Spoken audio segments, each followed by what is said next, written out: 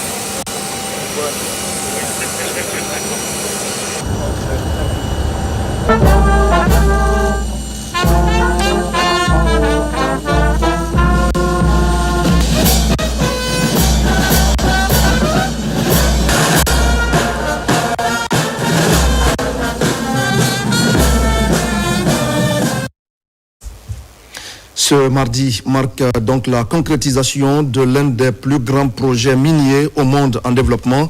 Les activités d'exploitation des gisements de fer de Simandou ont été officiellement lancées aujourd'hui à Moribaya dans la préfecture de Forcaria. Un projet d'envergure souvent rêvé, longtemps reporté, mais qui ouvre enfin son chantier. Le chef de l'État, Mamadi Doumbouya, a présidé la cérémonie. À ses côtés, les présidents du Rwanda et du Gabon, les membres du gouvernement, ainsi que de nombreux partenaires impliqués dans ce projet de tous les espoirs. Retour en images sur quelques moments forts de cette cérémonie.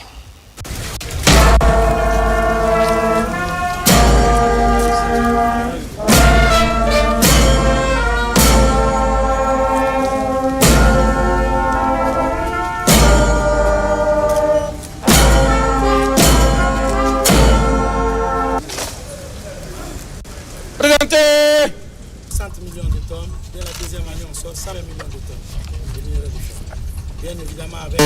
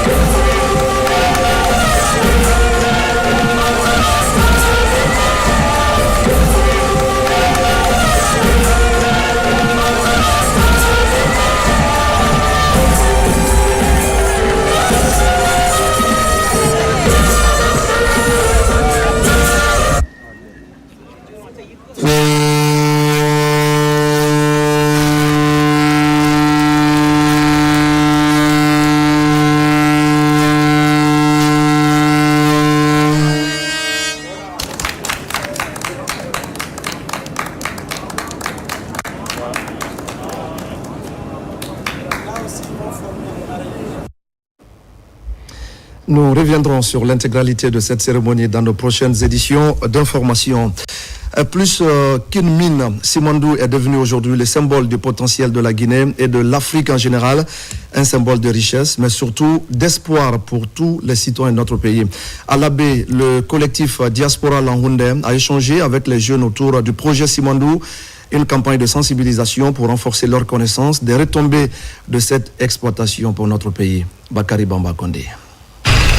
Après Kindia, c'est à l'abbé que le collectif Diaspora Langoundé a posé ses valises pour sa deuxième étape de vulgarisation du projet Simandou. Il s'agit d'informer les populations locales sur les enjeux et les opportunités liées à ce méga projet minier crucial pour l'économie guinéenne. L'abbé abrite aujourd'hui l'une des meilleures universités du pays. À travers des filières scientifiques et techniques, on peut avoir des ingénieurs, des scientifiques et aussi des biologistes qui peuvent venir travailler dans le projet Simandou. Et on les a exhortés à travers la vision du président de la République à se former, à se préparer et à être prêts pour un transfert de compétences. Ici, ces jeunes Guinéens de l'étranger ont présenté les aspects techniques du projet en mettant l'accent sur les bénéfices locaux. La population s'est surtout réjouie des réponses fournies par rapport aux questions environnementales et sociales liées à Simandou. Moi, je crois que c'est un bon projet. Nous avons espoir, nous les jeunes de la Guinée, d'avoir une bonne formation et après cette formation, d'avoir un bon travail. Explication, les jeunes qui sont venus, ils ont largement compris. Je pense bien ils vont être les messagers auprès des autres jeunes qui n'ont pas eu la chance de venir écouter, ou pourquoi pas auprès de la population, au moins véhiculer le message qui s'est déroulé ici. La deuxième journée de sensibilisation à l'abbé a permis de renforcer les liens entre le collectif Diaspora Langoundé et les populations locales. Ainsi, le collectif décide de continuer à jouer son rôle dans la sensibilisation et l'information autour du projet Simandou pour un développement inclusif et durable en Guinée. 1, 2, 3. L'autre bonne nouvelle de ce journal, je le disais au sommaire, c'est que la Guinée vient de signer 2 importants accords de prêt avec la Banque d'investissement et de développement de la CEDEAO. L'objectif est de renforcer le capital humain et d'améliorer l'accès à l'électricité dans les zones rurales. C'est un compte rendu de Mamadi Gassama. L'enveloppe s'élève à 128 millions d'euros. Un accompagnement de la Banque d'investissement et de développement de la CEDEAO pour financer 2 secteurs clés. Le premier, pour un montant de plus de 33 millions d'euros, prévoit la construction de 4 lycées agricoles à travers le pays. La mise en place de ces lycées agricoles viendra combler le déficit de formation de nos jeunes et viendra combler justement le déficit d'emploi de nos jeunes qui, comme Madame la ministre de l'enseignement technique l'a dit, évitera à nos jeunes d'aller vers l'immigration, j'allais dire, clandestine. Et donc, ils vont être plutôt retenus sur le sol guinéen parce qu'ils ont des qualifications et aussi des potentialités agricoles. C'est l'occasion pour moi donc de remercier la BIDC au nom des plus hautes autorités, le président ainsi que le Premier ministre. Le second accord, évalué à près de 95 millions d'euros, porte sur la réalisation de 3 microcentrales hydroélectriques. Une étape majeure pour étendre l'accès à l'électricité dans les zones rurales.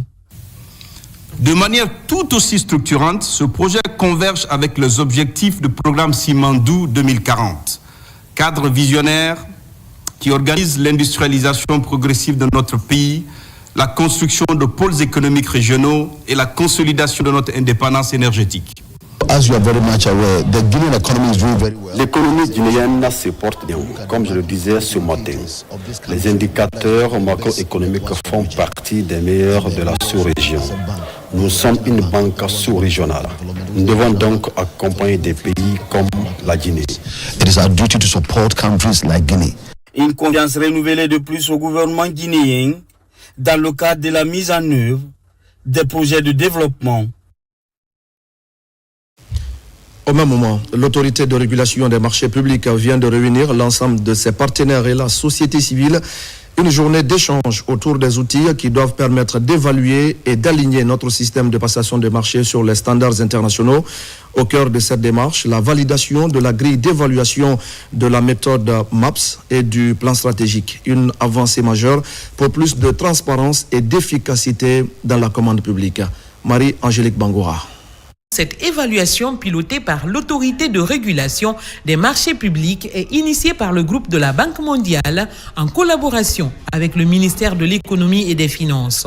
Elle vise à comparer le dispositif guinéen aux meilleures pratiques internationales afin de renforcer la conformité, l'efficacité et la transparence du système. Pour la Guinée, c'est la première fois que nous le faisons. Tout ce qui ressortira en termes de renforcement du système des marchés publics en Guinée va contribuer à une meilleure mise en œuvre des programmes publics de développement. Parce que les investissements, c'est essentiel pour le développement, mais pour faire aussi des investissements de façon efficace, nous avons besoin d'avoir des systèmes de marché public performants. La méthodologie d'évaluation des systèmes de passation des marchés publics, MAPS 2, vise à moderniser et renforcer le système de passation des marchés publics. Dans cette dynamique, la plateforme digitale Télémou figure parmi les perspectives de l'ARMP pour renforcer davantage la transparence du processus. Chaque fois qu'il y a des problèmes dans l'application d'une disposition, on essaie d'identifier et puis les mettre dans une base de données qui nous permet à un certain moment de nous arrêter, faire une revue du système et essayer d'apporter soit des solutions sur le coût ou bien attendre un exercice comme le MAPS. Lorsqu'on a une plateforme numérique de gestion, on gagne en efficacité, on gagne en transparence, on gagne en célérité, mais on gagne également en termes de fiabilité des informations statistiques par rapport au traitement. Et à travers la plateforme numérique, on peut facilement situer les responsabilités et avoir un système d'alerte pour éviter qu'il n'y ait de retard dans le traitement des dossiers de passation des marchés. Cette démarche met en avant l'implication des parties prenantes, notamment la société civile, dont la participation est essentielle pour un contrôle citoyen efficace. Dans l'actualité encore, c'est ce slogan « Je roule pour plus de filles à l'école ». Le thème marque donc le lancement de la 4e édition de la caravane sur l'éducation et le maintien des filles à l'école. Une semaine pour sillonner plusieurs villes du pays afin de prôner l'équité et l'égalité dans le système éducatif guinéen. Le projet est soutenu par l'Institut de la francophonie en partenariat avec le ministère de l'enseignement préuniversitaire. Abdul Aziz Baldé pour des explications. L'éducation des jeunes filles en Guinée, une priorité du gouvernement et ses partenaires. À travers la 4e édition de la caravane relief portée par la francophonie, le maintien des jeunes filles à l'école est un sacerdoce. Sur le collège-lycée Dr Fassine Béavogui dans la commune de Tombolia qui accueille les porteurs du projet dans une ambiance conviviale. La caravane est une réponse concrète. Elle va à la rencontre des écoles, des enseignants, des élèves dans les régions souvent oubliées pour leur apporter ressources, formation, inspiration et confiance. À chaque étape, la caravane relief rappellera que l'école doit servir tous les enfants, filles comme garçons. La caravane encouragera la participation de tous et de toutes à la vie scolaire. Placée sous le thème « Je roule pour plus de filles à l'école », cette caravane vise à sensibiliser les élèves et parents d'élèves sur l'importance de la scolarisation et le maintien des jeunes filles à l'école à travers une série d'activités participatives et captivantes. Si aujourd'hui il y a une délégation qui vient au nom de l'égalité de la femme et de l'homme, ça me fait un grand plaisir. Parce que nous sommes au 21e siècle. Ce que les hommes peuvent faire, les femmes aussi peuvent le faire également. En partenariat avec le ministère de l'enseignement préuniversitaire, cette approche innovante permet aussi à promouvoir une éducation inclusive et équitable. Si tout le système éducatif est à aider, mais les jeunes filles sont encore à aider en plus. Vous savez que culturellement, nous avons tendance à ne pas donner les mêmes chances aux filles et aux garçons par rapport à l'école. Et donc ce travail qu'ils vont faire avec nos enseignants, avec les enseignants du système éducatif, à essayer de rééquilibrer le gap qu'il y a entre les filles et les garçons. Cette caravane traversera le Grand Conakry en passant par Kindia jusqu'à Mamou, accompagnée des artistes et des activistes pour la cause. À ligne de mire, sensibiliser les élèves et enseignants autour de la réussite de l'égalité et l'inclusion. Et si la science était la clé du développement de la Guinée, en tout cas, c'est le pari de l'Académie des sciences de Guinée. Cette institution se veut désormais le laboratoire d'idées pour la nation. Elle porte ainsi la réflexion sur les grands dossiers et propose des solutions concrètes pour orienter les politiques publiques. Voici pour comprendre les détails avec Mounir Bari. L'Académie des sciences de Guinée appuie et oriente les acteurs du développement national face aux restrictions financières internationales, notamment dans le secteur de la santé. Les académiciens du Collège de la santé tirent la sonnette d'alarme et encouragent des solutions endogènes pour faire face aux épidémies. Cet avis a été émis compte tenu de la conjoncture internationale, de la réduction et même de la suppression de certaines aides internationales en direction de la santé. Donc on a émis cet avis, on l'a soumis.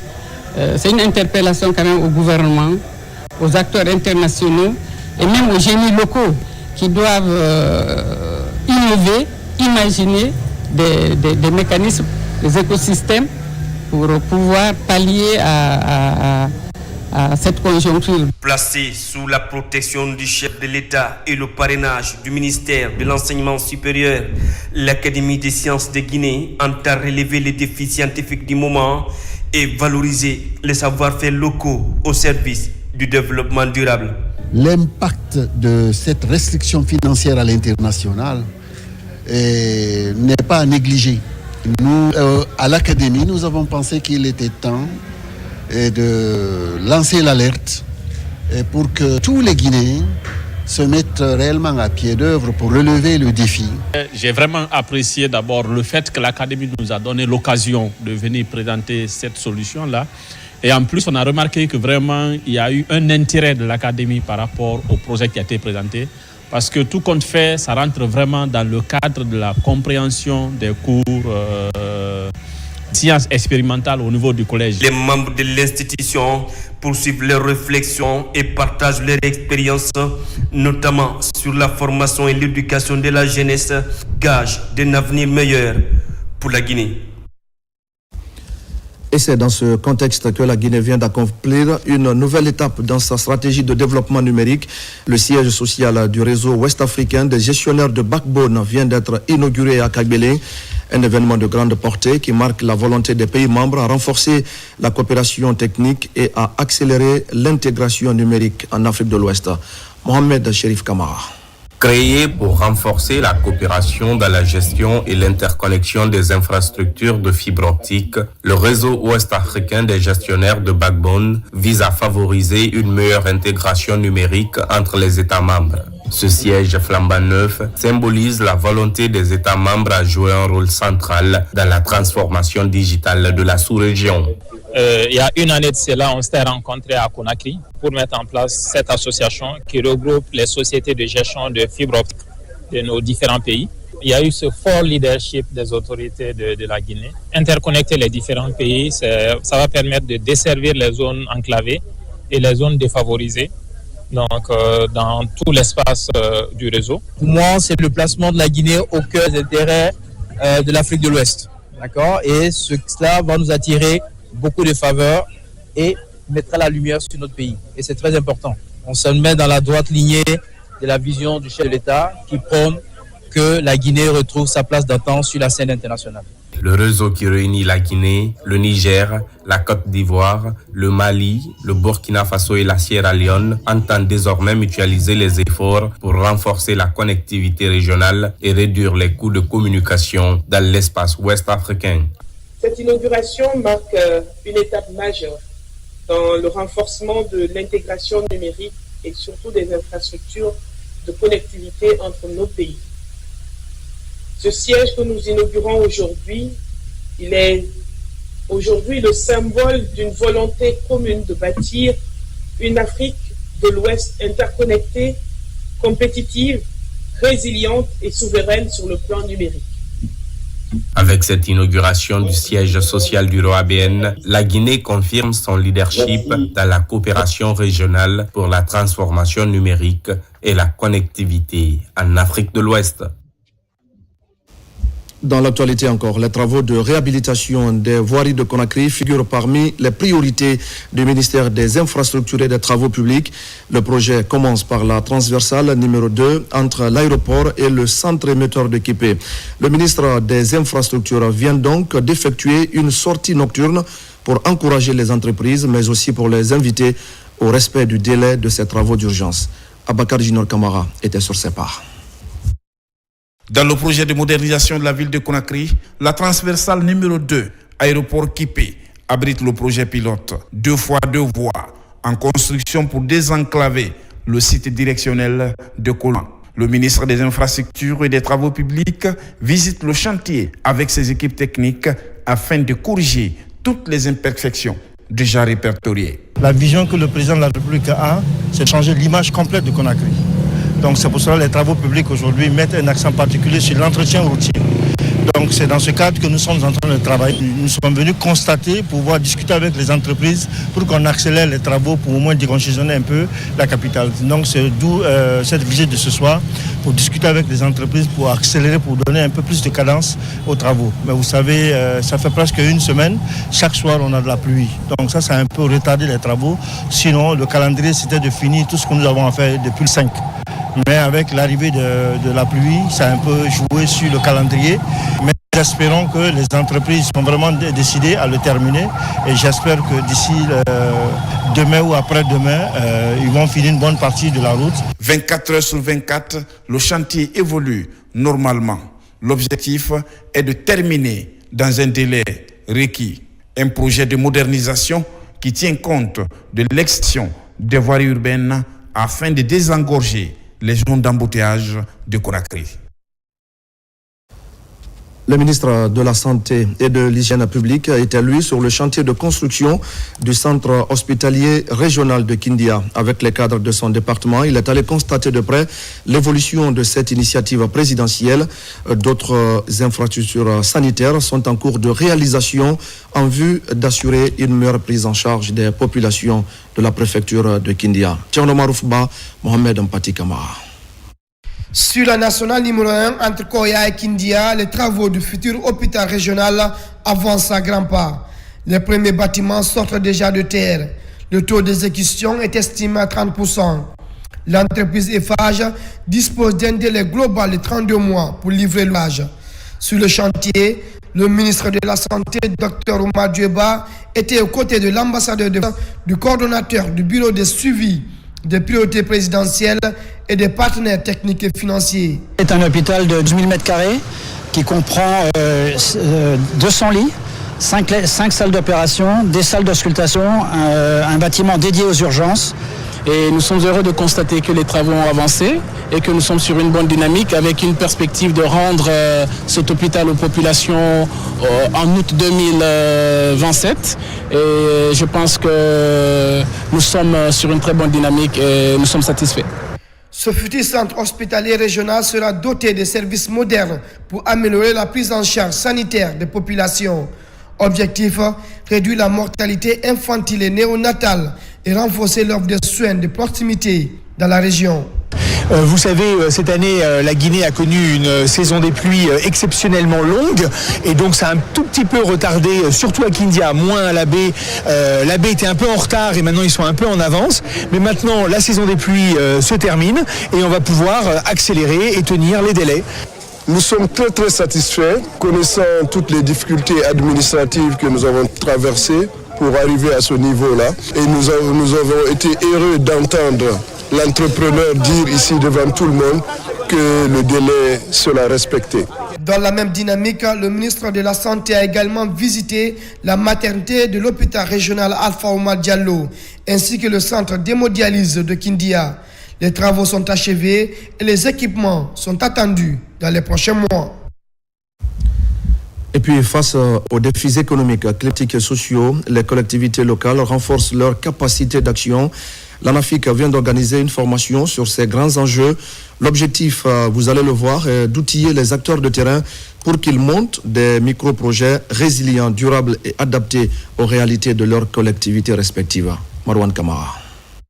Réunis depuis plusieurs jours, ces cadres municipaux et représentants communautaires apprennent à bâtir des micro-projets capables de résister aux crises économiques, climatiques et sociales. C'est un programme de l'Agence nationale de financement des collectivités locales avec l'appui financier de l'Agence française de développement AFD.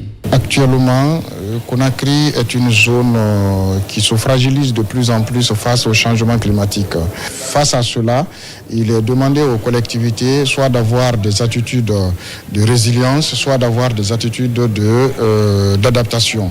C'est pour cela que nous sommes en train, avec le fonds que le gouvernement a dédié aux communes de Conakry, il a été instruit à l'ANAFIC de s'insérer dans ce processus pour accompagner les collectivités pour qu'ils puissent avoir des projets résilients, pour qu'ils puissent répondre à la vulnérabilité qui s'installe de plus en plus face à ce changement climatique. Un projet d'appui des collectivités locales salué par les participants, sûr de renforcer la résilience de leur territoire.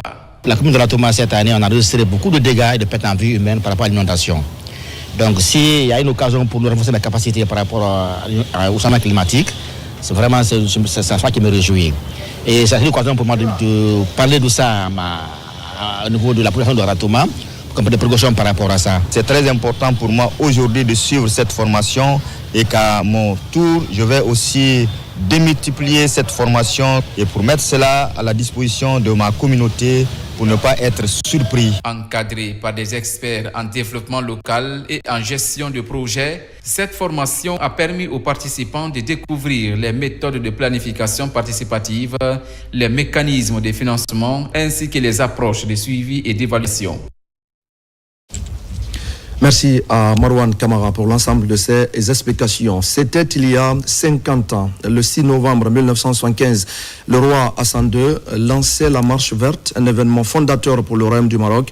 Pour célébrer justement cet anniversaire, l'ambassade du Maroc à Conakry a organisé un dîner commémoratif, une cérémonie qui a mis à l'honneur les liens d'amitié et la coopération solide qui unissent la Guinée et le Maroc. Makemed Ozo. Diplomates, membres du gouvernement, anciens étudiants de Rabat, amis et communautés marocaines se réunissent autour d'un dîner organisé par l'ambassade du Maroc en Guinée pour célébrer les 50 ans de la Marche verte. Cette commémoration rend hommage à un moment phare de l'histoire du Maroc.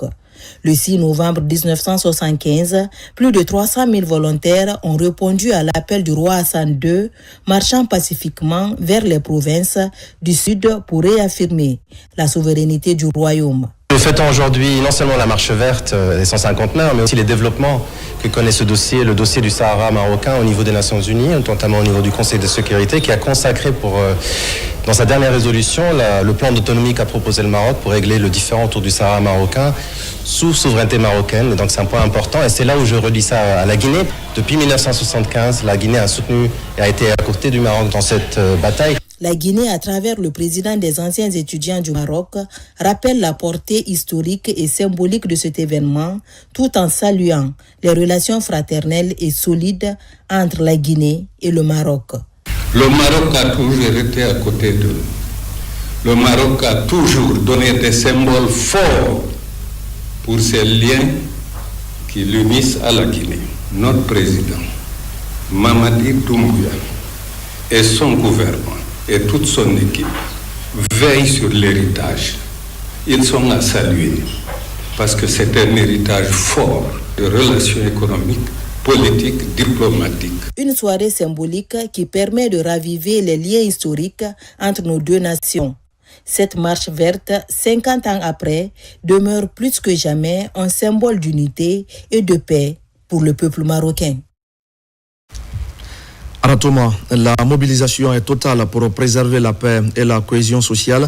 Alors que la Guinée se prépare pour le scrutin présidentiel, les citoyens s'organisent, structures locales et autorités traditionnelles unissent leurs forces pour appeler au calme et au dialogue. Elles estiment, ces autorités, qu'une transition apaisée est le socle indispensable pour un développement économique de notre pays. C'est un reportage d'Abakar Diaby.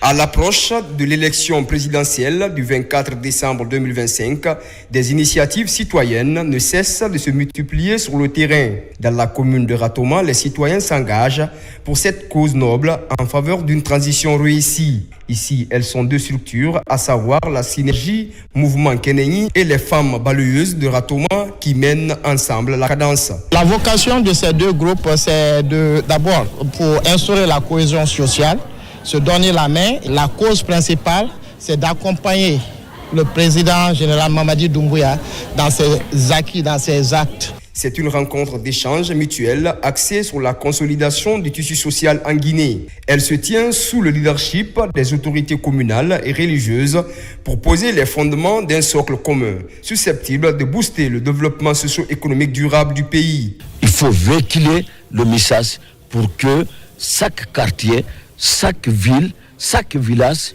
puisse savoir que en Guinée, chacun a un devoir. Chacun peut faire quelque chose. Vous avez vu cette mobilisation de la population de Ratoma pour venir dire bonjour à leur papa. À son tour, il dit allons dire bonjour à notre doyen. Donc je pense bien que cela est clair, que la Guinée est une famille. Dans les jours à venir, ces acteurs entendent élargir leur champ d'action pour toucher toutes les sensibilités socio-professionnelles du pays en vue de vulgariser les valeurs de la paix et de la cohésion sociale. Une manière d'impliquer tous les citoyens dans le processus de paix prôné par le président Mamadi Doumbouya. Et pendant ce temps, le grand ménage se poursuit dans le secteur de la sécurité privée. Depuis 2 ans maintenant, le ministère de la Sécurité procède à un assainissement en profondeur. L'objectif est de consolider les compétences des entreprises. Au centre donc de cette réforme, il y a l'Office de régulation des agences de sécurité et de la protection civile. L'ORASPC pousse à une clarification du rôle de chacun pour une collaboration encore plus efficace entre l'État et les acteurs privés. Abdul Karim Kamara. Progressivement, des obstacles sont surmontés et il n'y a plus de cloison étanche entre la sécurité publique et celle privée en Guinée. Les réformes engagées par l'ORASPC ont permis aujourd'hui au secteur privé d'être pleinement imprégné de la coproductivité. Ici, l'École nationale de la police, à son tour, partage ses expériences en la matière. Il est à retenir que l'État est d'abord le premier acteur de la sécurité. On ne peut aboutir à cette mission régalienne si toutes les actions, tout le centre d'action reste ici étatique. En conséquence, l'État ici encourage l'entrepreneuriat dans le domaine de sécurité privée afin que ces agences de sécurité privée aussi puissent apporter, souvent s'il faut, à des manquements ou s'il faut combler là où l'État n'a pas pu exercer à temps son activité. À côté de la coproductivité, l'ORASPC poursuit ses efforts afin que les acteurs s'imprègnent de toutes les lois et notions liées au bon fonctionnement du sous-secteur de la sécurité privée, notamment les dirigeants face aux contrats et les bonnes pratiques juridiques. Au début, nous n'avions pas imaginé une telle ampleur. Et là, maintenant, on se retrouve avec des formateurs très bien chevronnés qui maîtrisent le sujet et qui nous apportent énormément dans notre formation. L'ORASPC aujourd'hui nous apporte assez d'outils, de connaissances par rapport à nos agents et nos futurs clients. Aujourd'hui, on peut penser à nous projeter sur l'échelle nationale, internationale, pourquoi pas.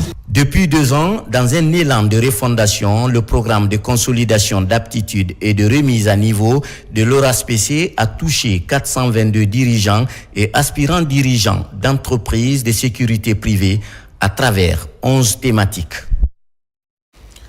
La lutte contre le paludisme se renforce à Beila et à Kerouané. Le club des Amis du Monde vient de lancer la campagne de pulvérisation intradomiciliaire. L'opération est financée par Rio Tinto Simfer pour protéger les communautés impactées par le projet Simandou.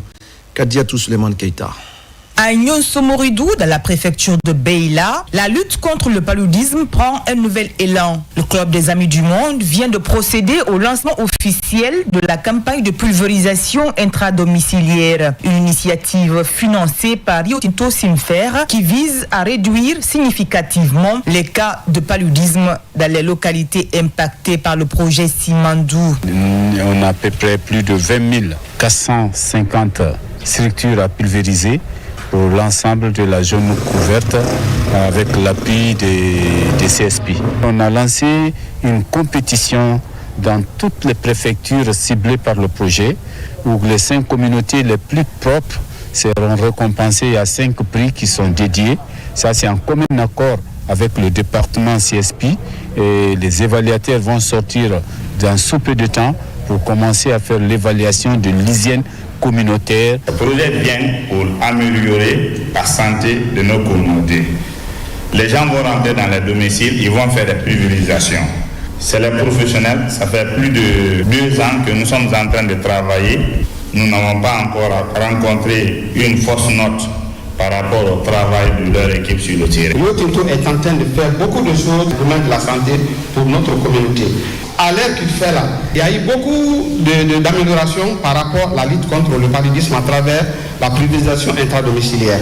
Le plaidoyer que moi je suis en train de faire, c'est d'augmenter le nombre de localités. En misant sur la prévention et l'implication communautaire, le Club des Amis du Monde et son partenaire Rio Tinto Simfer posent un pas supplémentaire dans la lutte contre le paludisme dans les localités de Beila et Kerewane impactées par le projet Simandou.